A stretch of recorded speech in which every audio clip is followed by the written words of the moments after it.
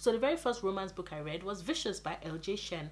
And what can I say? See, vicious, vicious, vicious. I'm going to prefix this review by stating, especially for the series, because I binge read the entirety of the Sinners of Saints and All Saints High series by L.J. Shen, by stating one, that if taboo romances are not for you, then this might not be the series for you.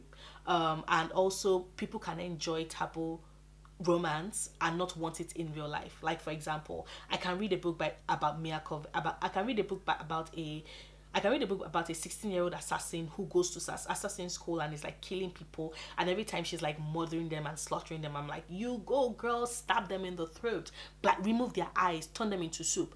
I can do that, but I don't necessarily want that in real life. Not necessarily, I don't want that in real life. I can be like, oh my god, I enjoy Hannibal Lecter as a character, but that does not mean that I want to be best friends with a mass murdering cannibal. Like, no, doesn't work like that. So yes, you can enjoy the art without necessarily wanting that in real life. So I want to state that categorically, because this book belongs in a genre of romance I call alpha, asshole, redeemable douchebag romance, right? Also in a subgenre of bully romance, because in Vicious we meet Baron Vicious Spencer, who has become the asshole after my heart. I don't think anybody's going to topple him from that throne anytime soon. Like, in that genre, Vicious is it for me. Like, that particular asshole alpha type genre, Vicious is it. What can I say? You follow this story that basically interweaves the past with the present, whereby you have Vicious, who back in school seemingly hated Emilia's guts and tried to make her life a living hell, and then we have the present day, where it's 10 years later, they are older, they are more jaded, slightly more wiser, definitely understand themselves better, and they go from a I can't stand you, I hate you, to bang, bang, bang, bang, bang, all I've been thinking about is you, I've had pent-up sexual frustration for the past 10 years and we need to fuck it out, to I love you, you're my shade of fucked, you love me even with all my flaws, we're going to be together, but I'm not going to lose that bit of hassleness that has always been present in me. But for you, I will give you the world because you deserve the world. Every other person is like in the world is like an idiot. Like, I relate so much with Vicious in that, because people can be so fucking annoying. But oh my god, see, Baron Vicious Spencer is in a class of his own, and reading his story, letting his story being the very first L.J. Shen book I read, just cemented for me that it would always be, every time I think of her, I would think of him. It will always be the character that every other character would try to measure up, and most of them will not even touch, because it was just that good. It gave us the full redeemable asshole treatment. Like, we went from hating his guts to loving him, to wanting to defend him. And I love the fact that his relationship with Emilia was not contrived. Like, I understood what happened when they were kids and how they met and how she ended up working for him. All of that came into play in the most brilliant, perfect ways, because it was not contrived. Like, it was a believable situation that led for them to work together, and or rather that led for her to work for him. And even with that, she was not taking no shit. They were having fucking hot ass sex. And then the thing about the redeemable asshole trope for me is, and I think something that makes it for me, for the entire that genre, that subgenre, is the fact that when the asshole fucks up, the level of groveling that the asshole has to do always, for me, determines if I would like said asshole in a story. For example, Vicious groveled for 6 months. Like, it was showing up at Emilia's work, it was walking with her, it was giving her space. All he wanted was for her to like hear him out, blah blah blah. Like, he basically groveled for 6 months. He lost money, he gave away money, he did everything just to give himself that time to beg and crawl. Not crawl, because Vicious does not crawl, but grovel. He grovels the way Vicious would, and it was just very satisfying. So yeah, I loved it. It's not making any sense, but just know that it's an enemies to lovers story. It's a new adult story. So you have them back when they were high school, when they were teenagers in high school, and like final year, senior year, I think, and then of course them as adults. And I loved how all these miscommunications and all the drama that they had, how they, by the time you got to the end of the book, you could see them as this well merged unit that actually works. Like, you could see how they would work because they fill in so many spots for each other. It's just beautiful. And I have a soft spot for Vicious. So yeah, I'm certain that wrap up made no sense. Just know that I really, really enjoyed it. But know that this series is not for everybody. So if like you don't like those subgenre of romance, like, just save yourself the hassle and don't bother. But if you like it, or you might just be interested, you might just check it out because Vicious was good. And after Vicious, I read Defy, also by LJ Shen, which is the novella in the Sinners of Saints series, whereby we follow Jamie, who has a hot for his teacher Melody Green, and basically goes on this old journey to seduce her. I won't say a journey because it was kind of stalkery at the beginning. It was kind of stalkerish at the beginning, and then they kind of got together. But basically, yes, like I said, it's a series all about taboo relationships. So I am well aware of the fact that he was a student, and I'm well aware of the fact that they started hooking up when he was 18. I'm also well aware of the fact that he also had way more power in that relationship. Like, she had the age power and he had just power in their relationship.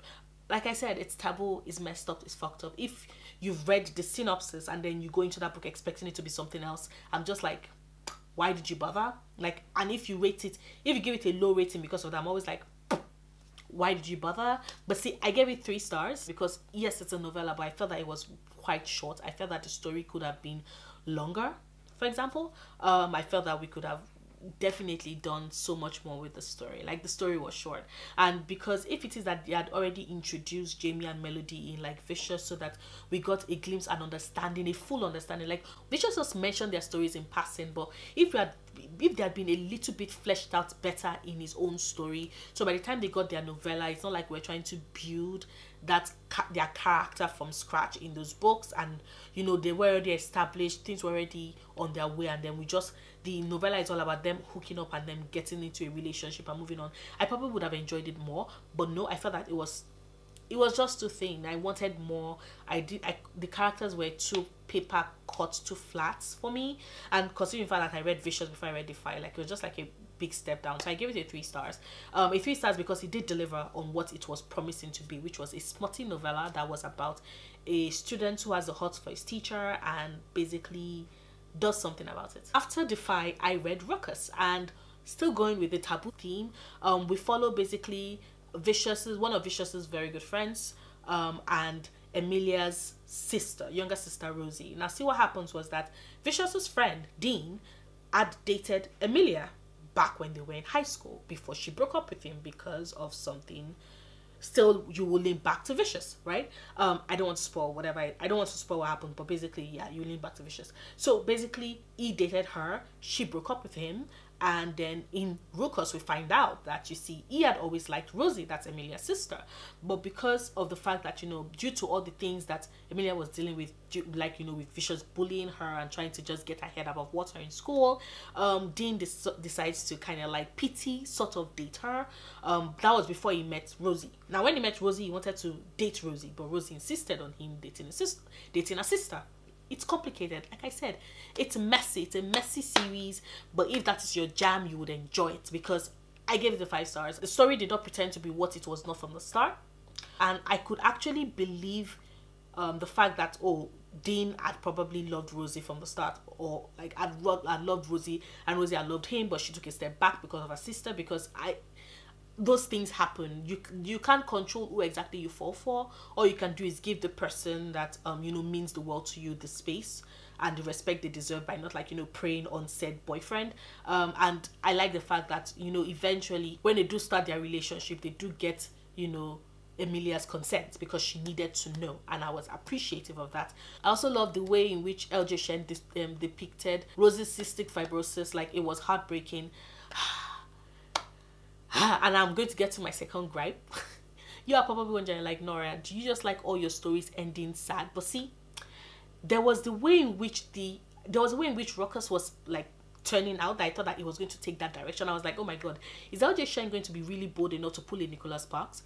But she didn't, which was just weird, because I was like, I wouldn't have minded if we had gotten this Nicholas Sparks story. Like, I would have understood the backlash you would have gotten, because see, there are some undeniable rules you get into, you get into when you're like picking a romance book, aka you're not signing up for a Nicholas Spark novel, it's not a John Green novel. You want happy endings, like HEAs or HFNs, that's happy for now, are guaranteed. Like, there are rules of the trade for romance stories.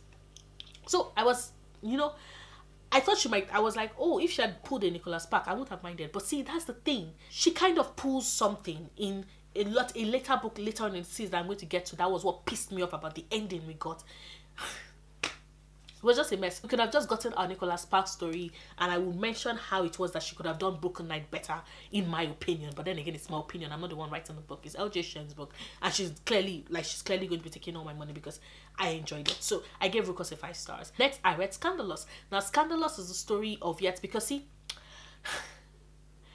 back during their high school days, Vicious, Jamie, Dean, and Trent, that's the last person that was in Scandalous, were this group that was called the Hot Holes. They were very hot, clearly. They were also very big assholes in school. And basically everybody wanted them. Everybody wanted to fuck them.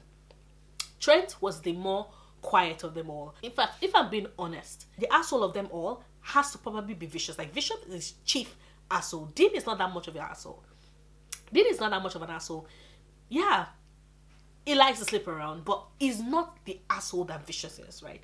And Jamie, not an asshole. Trent, not an asshole either. He's just very quiet. He's a very quiet single father trying to raise his daughter with select mutism.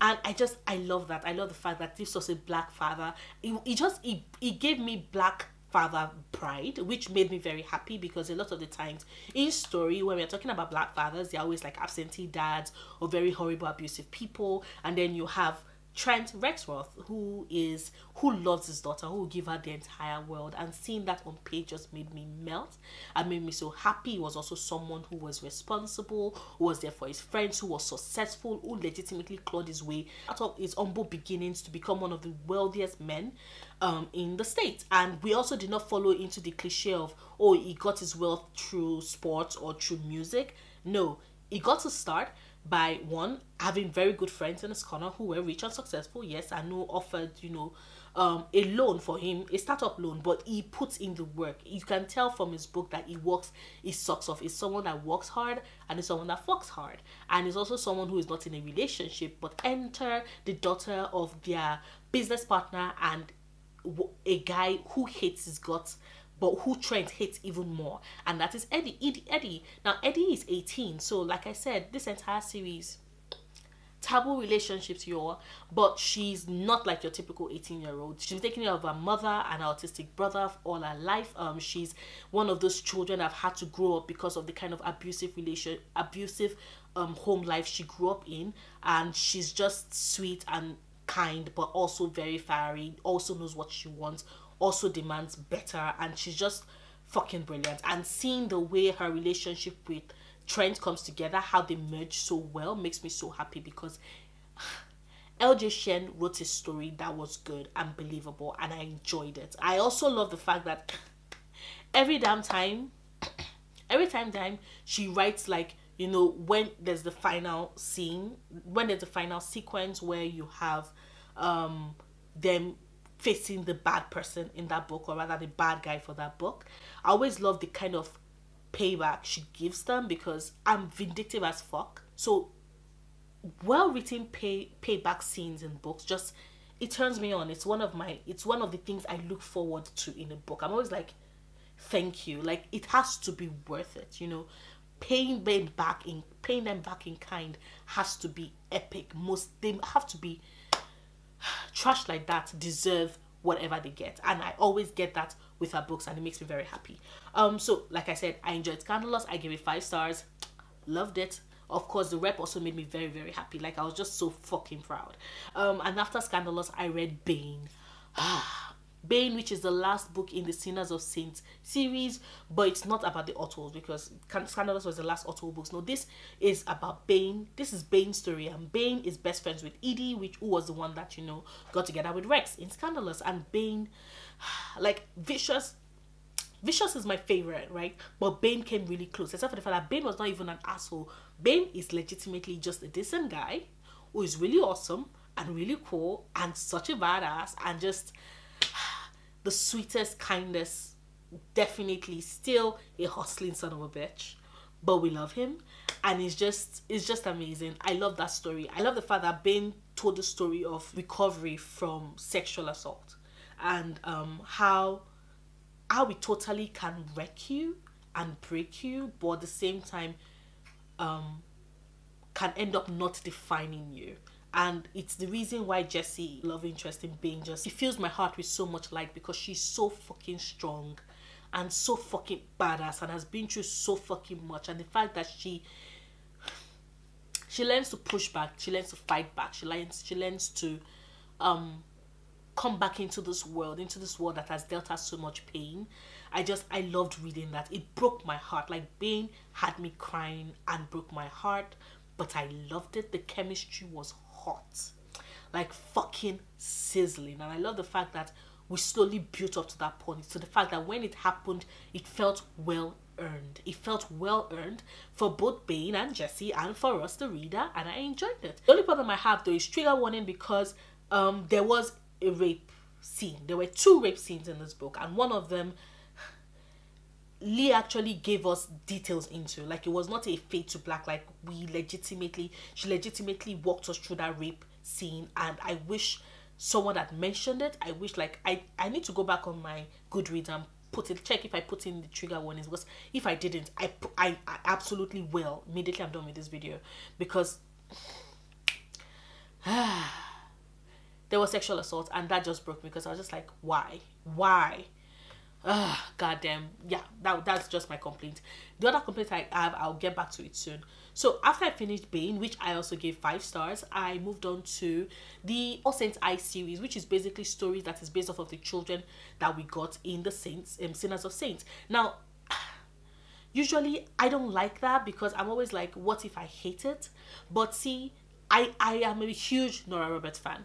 Right, I used to be a huge Nora Roberts fan. I've not read Nora Roberts book in a while, but I used to be a huge fan. And a McGregor series was one of my favorite. And in McGregor's, like, in McGregor's, we learned the story of the great grandparents, then the grandparents, then the parents, then the kids. So, like, I love generational stories if it's done well, and if you can maintain that quality that we've gotten so far in the other books. And the very first book in the All Saints High series is Pretty Reckless, and I'm going to state outright, I gave it a 3 stars. I think that book suffered the same fate that City of Fallen Angels suffered, in the sense that it was more angst than plot. Although I think that is even selling City of Fallen Angels short, because at least City of Fallen Angels had plot. These books were just angst. Like, there were just so many stupid shit going on in Pretty Reckless, and I remember reading this and be like, I have a headache. This is like fucking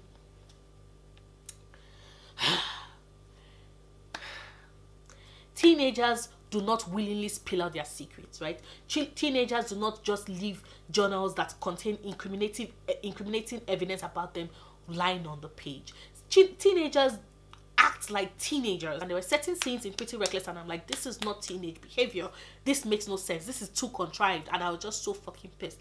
But I was also pissed at the unnecessary angst and stupidity that a lot of the characters exhibited, and I was like, why? The only good thing about Pretty Reckless that I enjoyed, because Pretty Reckless was the story of Daria Followhill, who is the daughter of Jamie from Defy, and Melody Green, the teacher. And you would think that with a story like that, you would expect them to be amazing parents. And truthfully, Jamie is an amazing parent. Melody is just...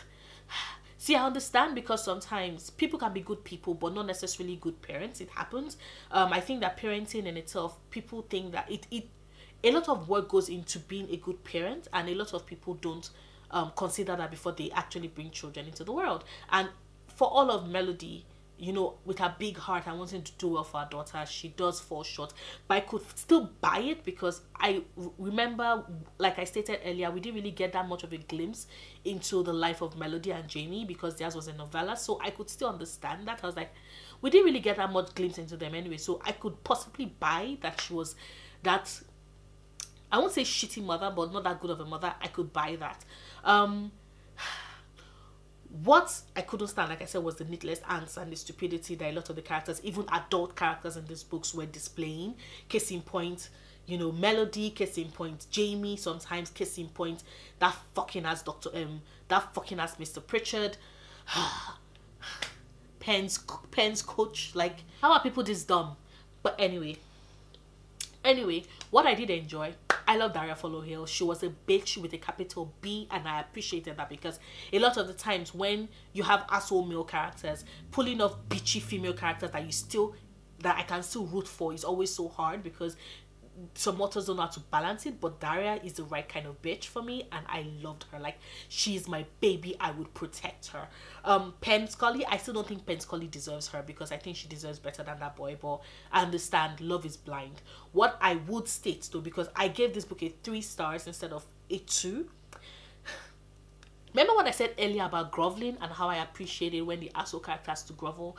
Pen Scully groveled. Like, the amount of groveling in this book was just delicious. It was chef's kiss perfection. I loved it. There was also a scene, if you read the book, where a male voice taps, pa pa pa, and goes, "Good evening, Mr. Pritchard." That scene, the amount of blood in that scene, it filled my vindictive heart with so much joy. Loved it. I loved every single minute of it. Like, that was what, that scene plus the groveling and Daria was what boosted this book to a 3 stars for me. If not, it probably would have been a 1.5 or a 2 stars, because that was how much I was so fucking pissed at the fact that all we got was angst and very little to no plot. And then after I finished reading Pretty Reckless, I read Broken Knight, which basically follows Knight, who is the son of Rosie and Dean from Ruckus, and follows Luna, that is Trent's daughter, Trent's baby girl, and Eddie. So what can I say? Like,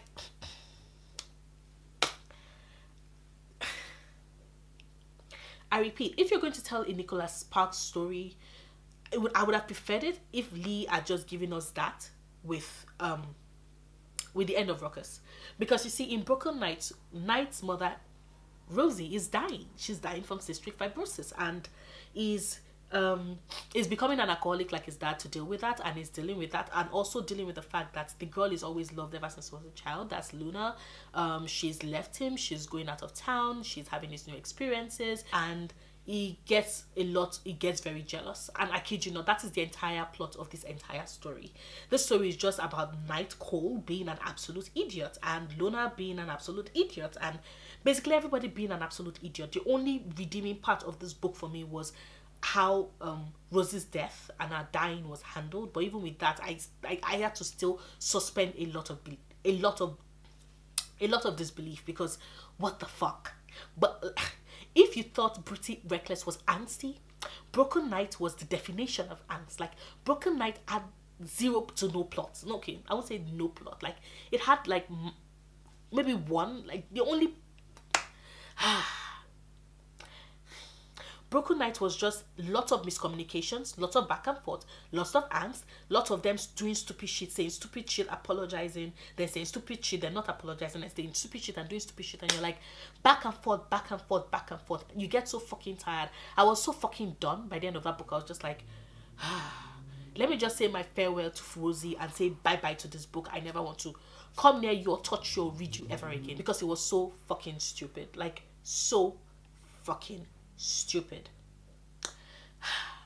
I'm still offended by it, even down to one, and there were so many things that I was just like, this is not realistic, this makes no sense. The way in which Knight's biological mother shows up, I'm like, who allows that? In, like, I thought when it is that you hand over your child for adoption, you're meant to sign an agreement. You're not meant to be able to talk to that child or see that child except in the presence of one of the adoptive parents. So her being able to corner Knight all over, I'm just like, how is this realistic? This makes 0 sense. Rosie deciding that she's dying and is like, okay, do you know what? I'm going to have Luna match my husband, my grieving husband, with Knight's biological mother, because she's the one that will fill this gap in the hole. And I'm like, what the fuck? And then in the epilogue, barely a year later, and Dean is seemingly already moving on. Like, I have no problem with him moving on, right? And this is what I meant by, if LJ Shen had just, like, I don't know, bitten the bullet and actually had Rosie die after the events at the to the end of Ruckus, right? And then Dean is able to adopt kids, like, so he adopts Knights and he adopts like another child, I don't know, but basically he adopts Knight, right? And then what happens is that Broken Knight is all about that. It's all about you know, Knight has grown up so far, the shadow of a mother's love, the mother who loved him and would have been there for him, but cystic fibrosis took her away from him, but his father is trying his best and all of that, and then his biological mother comes into the picture. See, it's a whole different story. But the fact that his mother has been dying all this while, and then everybody keeps saying that that's the reason why Knight is being an asshole, makes no sense, because he has been dealing with that. So what, how do you justify it? How do you justify the fact that from before we even get to the start of this book, it's been like this from the very start, and you're like, every time the excuse is always using is that my mother is dying, and I'm like, yeah, but your mother has been dying for quite a while now. Why you're still consistently being an asshole? And don't get me started on Luna, who all this while was saying that she was not interested in him, and then when she saw that he was moving on with someone else, gets angry, and I'm like, you can't hold him, you can't treat him like a yo-yo, you cannot hold his affections if you're not interested, and you cannot start getting jealous because he's moving on. Like, both of them are just stupid. Both of them are just fucking dumb. I'm just like, the only thing I really enjoyed about this was how Rose's death was treated. Like, maximum respect. As someone who lost her stepfather to an extended illness, I understand that part was so fucking real. The way in which you slowly lose a bit of yourself every day, and you're just trying to hold on to those days, and life is just slipping like quicksand through your fingers. Like, I have been there, so that was so fucking realistic, and for that I would always be thankful to LJ Shen for depicting on page. The other problem I had, which was like, after I binge read the entire of both her Sinners of Saints and All Saints High series, that I realized that I legitimately think that LJ Shen might legitimately be pro-life, because she consistently always brings in rape. There's always a child conceived as a result of the rape, and there's always this insistence on everybody wanting to keep that child. And I'm like, I understand it happens, but all the time, I don't know, maybe it's because after I read Atonement Child by Francine Rivers back when I was way younger, I've always been able to spot pro-life propaganda in stories when I read it, and it just read me like pro-life propaganda. I might be wrong, I might be reading meaning into it, but that was kind of like what it seemed like to me, and I was just like,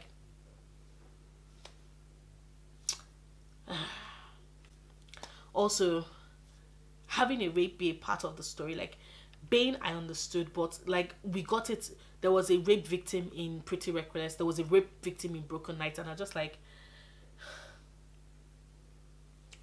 it just seemed like a consistent thing in the series. I don't know. The other thing I had a problem with was the fact that the entire set of books was so fucking straight. I was like, why are you so straight? Why is everybody so straight? And the funniest thing about it was that I had seen like some fan-made pins on Pinterest, you know, and everything else that basically had me thinking for a moment that Broken Knight was going to legitimately be Knight and Vaughn's story. But it turned out not to be Knight and Vaughn's story. It was still the same heterosexual stuff we've been getting, and I'm like, but yeah, I gave Broken Knight 2 stars. Less than Pretty Reckless. What can I say? After all the douchey things that Knight did, he didn't even grovel. He legitimately did not grovel. I wanted him to grovel, and everybody just kept excusing everything he was doing to his alcoholism and the fact that his mother was dying.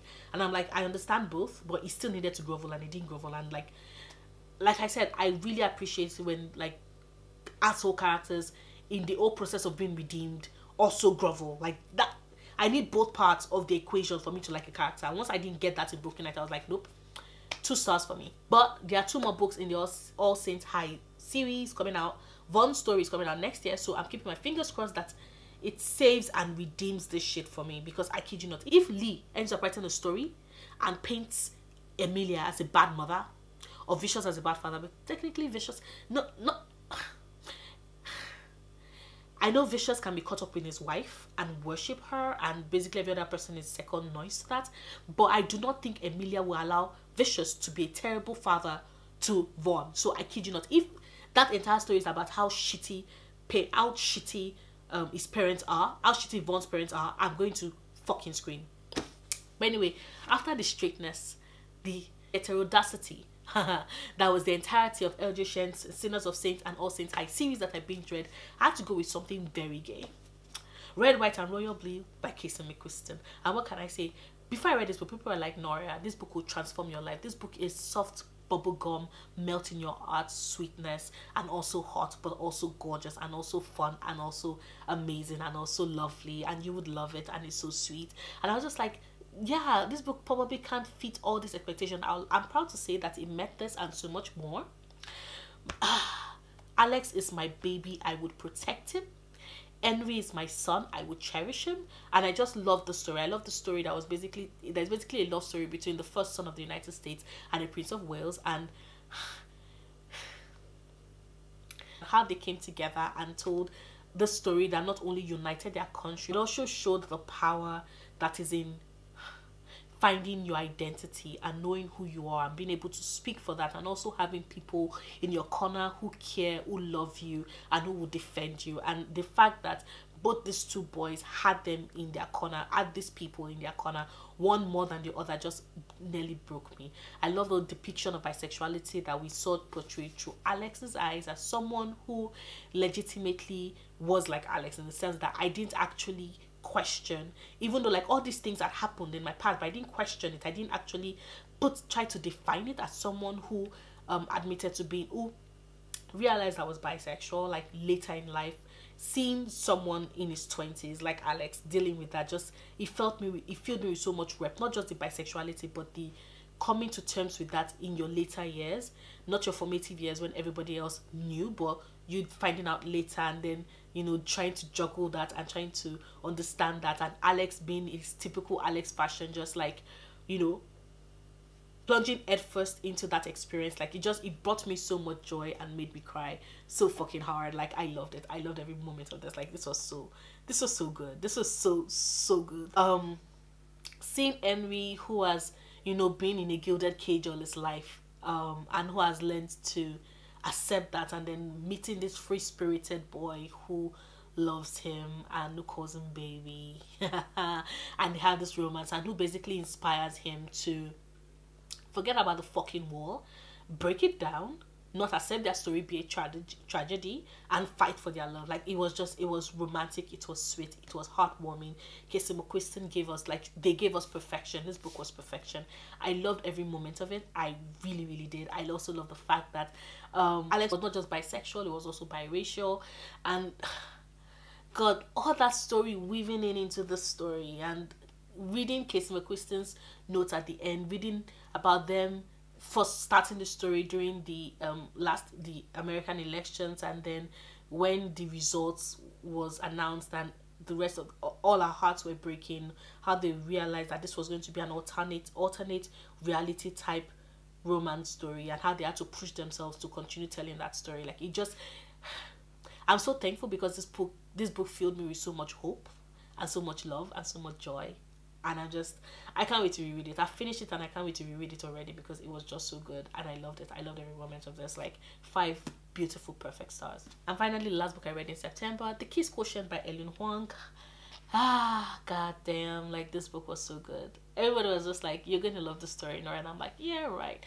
I think I should just accept the fact that my friends know my taste in books, and I should just trust that judgment, because this more than delivered. We follow Stella, who has Asperger's and who has not been in a relationship, and who basically decides that she's going to get an escort to teach her, you know, how to kiss, how to fuck, all those things, in preparation for when she does get a real relationship. But when this contractual relationship becomes very complicated, Stella discovers that why would she settle for anybody when she could have her escort, Michael, who she likes very, very much. In fact, she's in love with him. And I loved every moment of this. I loved how the fact that we balanced the sweetness with the hotness, like the smexy, sexy times.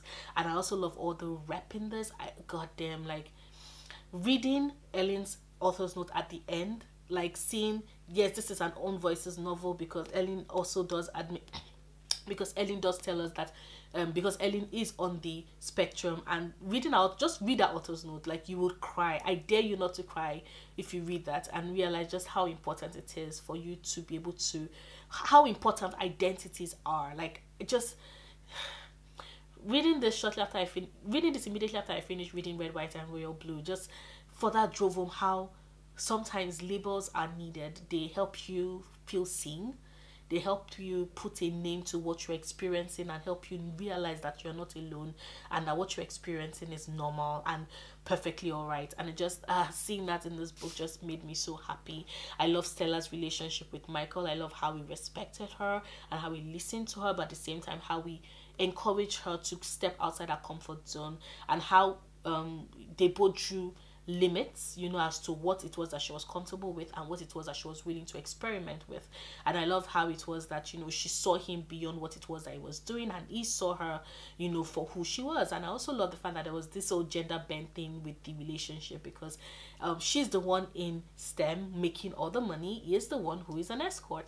And ultimately, even the way the story resolved itself at the end, I loved it. It was sweet. It was short though, because I think I would have loved if this book had been like 100 pages more, like longer, because I definitely wanted to see more of their everyday relationship. Like, so many things happen, and I love this book. But I think I would have loved it even more if that had been just a bit longer, because I definitely wanted things to be straight out a little, and had so many questions at the end of it, like, okay, so did they resolve things with her father?